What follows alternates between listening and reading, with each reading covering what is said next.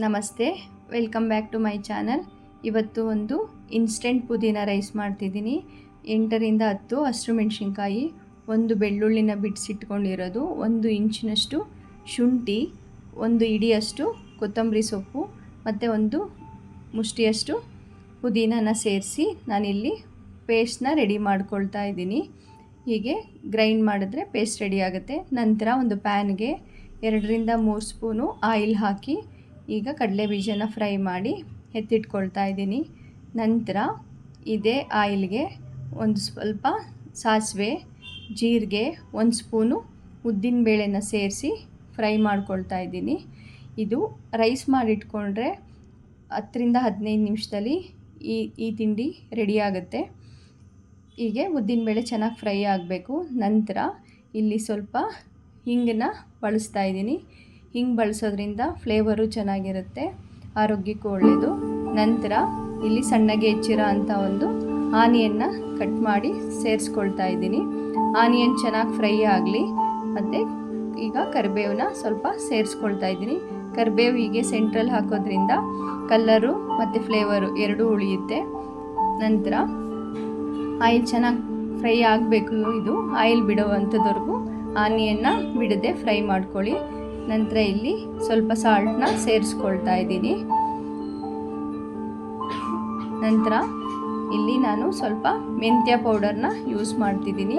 ಆ ಫ್ಲೇವರ್ ತುಂಬ ಚೆನ್ನಾಗಿರುತ್ತೆ ಮತ್ತು ಆರೋಗ್ಯಕ್ಕೂ ಒಳ್ಳೆಯದು. 1/4 ಸ್ಪೂನಷ್ಟು ಅರಿಶಿನ ಸೇರಿಸ್ಕೊಳ್ತಾ ಇದ್ದೀನಿ. ಇಲ್ಲಿ ಸಣ್ಣಗೆ ಹೆಚ್ಚಿರೋ ಅಂಥ ಒಂದು ಕ್ಯಾಪ್ಸಿಕಮ್ನ ಸೇರಿಸ್ಕೊಳ್ತಾ ಇದ್ದೀನಿ. ಕ್ಯಾಪ್ಸಿಕಮ್ ಬದಲು ಕ್ಯಾರೆಟು, ಬಟಾಣಿ, ಬೇರೆ ತರಕಾರಿ ಕೂಡ ಇಲ್ಲಿ ಬಳಸ್ಬೋದು. ಕ್ಯಾಪ್ಸಿಕಮ್ಮು ಸ್ವಲ್ಪ ಬೇಗನೆ ಫ್ರೈ ಆಗಿಬಿಡುತ್ತೆ, ಅದು ತುಂಬ ಬಾಯ್ಲ್ ಆಗಬೇಕಂತ ಏನಿಲ್ಲ. ನಂತರ ಇಲ್ಲಿ ಪೇಸ್ಟ್ ಮಾಡಿ ಇಟ್ಕೊಂಡಿದ್ನಲ್ಲ, ಅದನ್ನು ಈಗ ಇದಕ್ಕೆ ಸೇರಿಸ್ಕೊಳ್ತಾ ಇದ್ದೀನಿ.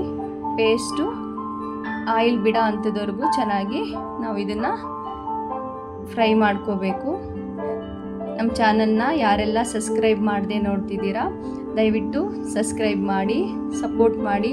ರೆಸಿಪಿಗಳೆಲ್ಲ ಹೇಗೆ ಬರ್ತಿದೆ ಕಾಮೆಂಟ್ ಸೆಕ್ಷನಲ್ಲಿ ತಿಳಿಸಿ. ಈಗ ಚೆನ್ನಾಗಿ ಫ್ರೈ ಆಗಬೇಕು. ಎಷ್ಟು ಚೆನ್ನಾಗಿ ಫ್ರೈ ಆಗುತ್ತೋ ಅಷ್ಟು ರುಚಿಕರವಾಗಿ ಬರುತ್ತೆ. ಹೀಗೆ ನೋಡಿ, ಈಗ ಇದೆಲ್ಲ ನೀರಿನಂಶ ಹೀರ್ಕೊಂಡಿದೆ, ಕರೆಕ್ಟ್ ಅದಕ್ಕೆ ಫ್ರೈ ಆಗಿದೆ.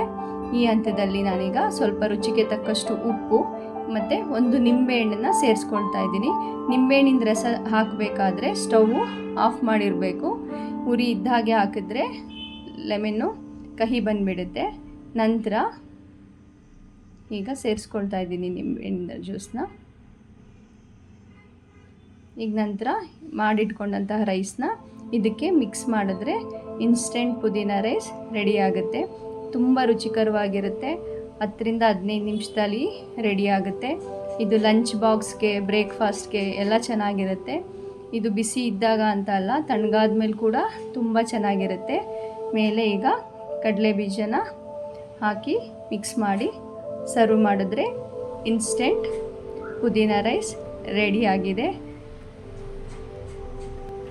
ನೋಡಿ, ಅದು ನೋಡೋಕ್ಕೆ ಎಷ್ಟು ಚೆನ್ನಾಗಿದೆಯೋ, ತಿನ್ನೋಕ್ಕೆ ಕೂಡ ಅಷ್ಟೇ ರುಚಿಕರವಾಗಿರುತ್ತೆ.